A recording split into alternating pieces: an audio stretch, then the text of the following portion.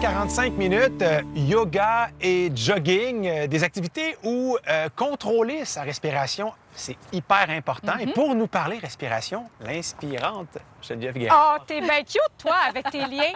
Mais Mathieu, tu parles de yoga, tu parles de jogging, mais la respiration, ça sert à notre vie de tous les jours, même quand on est assis.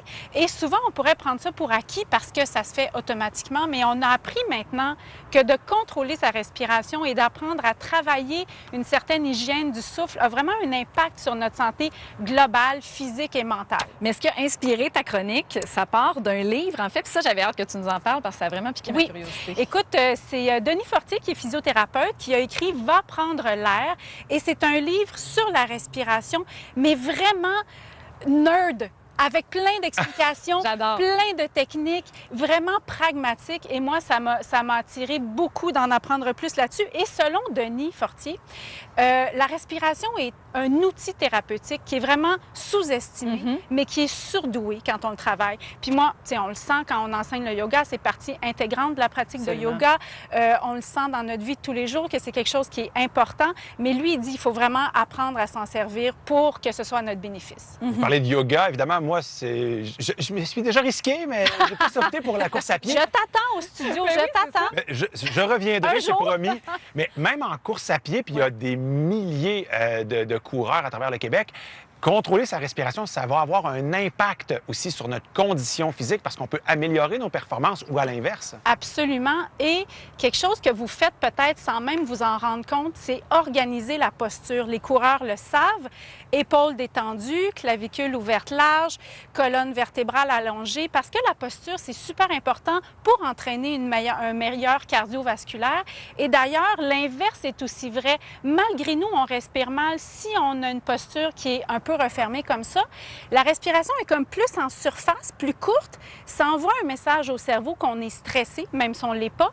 Il revient avec « OK, je vais me recroqueviller » et la respiration est courte. Fait que c'est comme un cercle vicieux qui envoie moins d'oxygène aux cellules et qu'on doit défaire. Comment on sort de ce cercle vicieux-là? C'est quoi la première étape? Bien, c'est justement en pensant à sa posture et selon l'association pulmonaire, c'est en s'éduquant. En apprenant à respirer plus profondément, on va augmenter nos capacités de nos poumons, réduire notre fréquence cardiaque, réduire la pression sanguine, éviter l'hypertension. Alors, c'est important de le faire et j'ai demandé à Denis Fortier, c'est quoi la technique de base, là, la plus simple là, dont on va se souvenir à répéter chaque jour?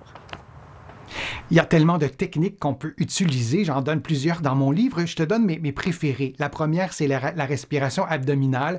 On place les mains sur l'abdomen, sur le ventre et on inspire en gonflant le ventre et en bougeant rien d'autre. L'autre technique, on place les mains sur les côtes et on inspire en bougeant, en mobilisant les côtes autant sur le côté comme ça que vers l'avant et vers l'arrière. On peut faire les deux techniques aussi ensemble et pour améliorer sa posture, on peut faire exactement ces techniques-là, soit couché ou assis, mais surtout debout, adossé au mur. C'est une façon fantastique d'améliorer sa posture en utilisant de façon très concrète la respiration. Oui. J'ai demandé aussi parce qu'il y a des gens qui sont assis beaucoup d'heures dans la journée, puis on s'en rend pas compte. Et de plus en plus avec le télétravail. Et voilà. Et donc, sur le tableau, je vous donne quelques trucs à faire, à pratiquer dans la journée quelques fois.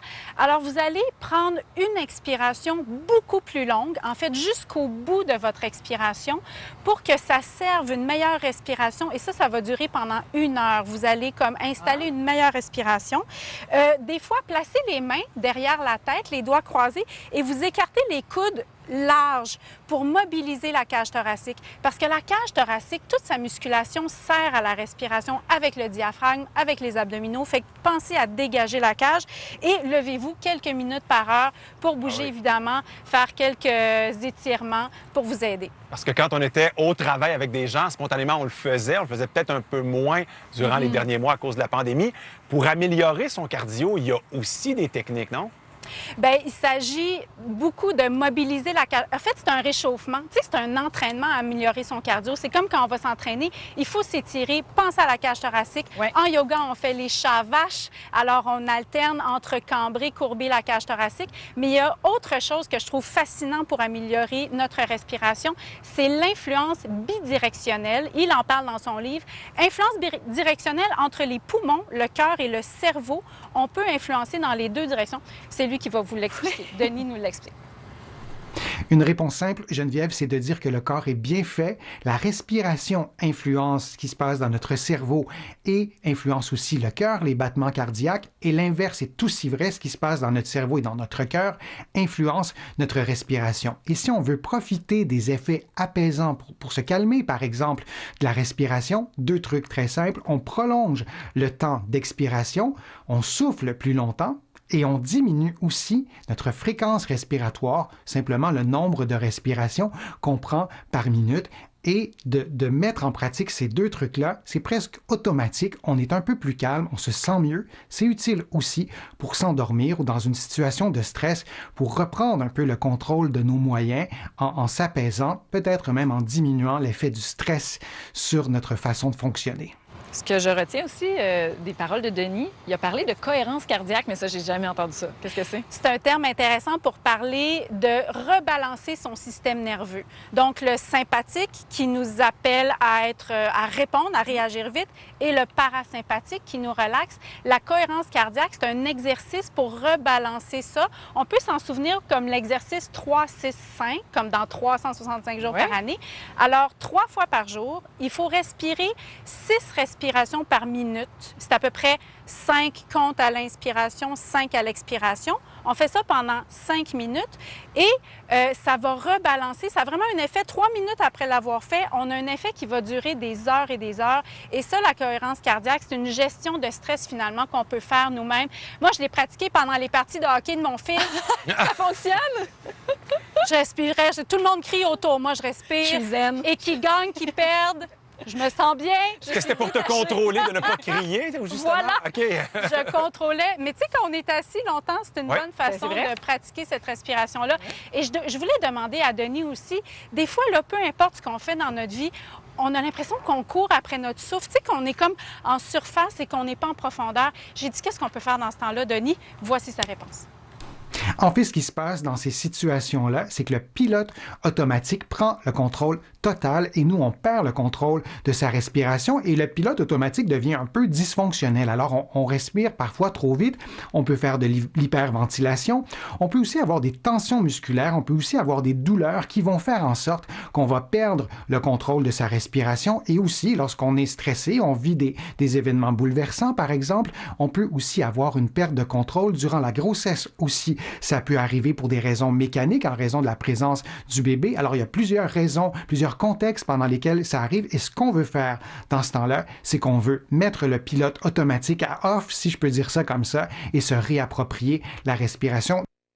Une bonne façon de mettre le pilote automatique à off, c'est la cohérence cardiaque. Je vous montre un tableau des bienfaits en terminant pour vous convaincre si vous ne l'êtes pas. Donc, baisse du cortisol, renforcement du système immunitaire. Il y a une augmentation de la sécrétion d'oxytocine, qui est la fameuse hormone de l'amour, augmentation des ondes alpha qui vont favoriser la mémoire et l'apprentissage et une réduction de la perception du stress. Alors, les amis, il y a quelque chose à faire pour se sentir mieux et ça nous appartient. C'est nos poumons, c'est notre cage thoracique. On est convaincus. On n'a pas à aller nulle part.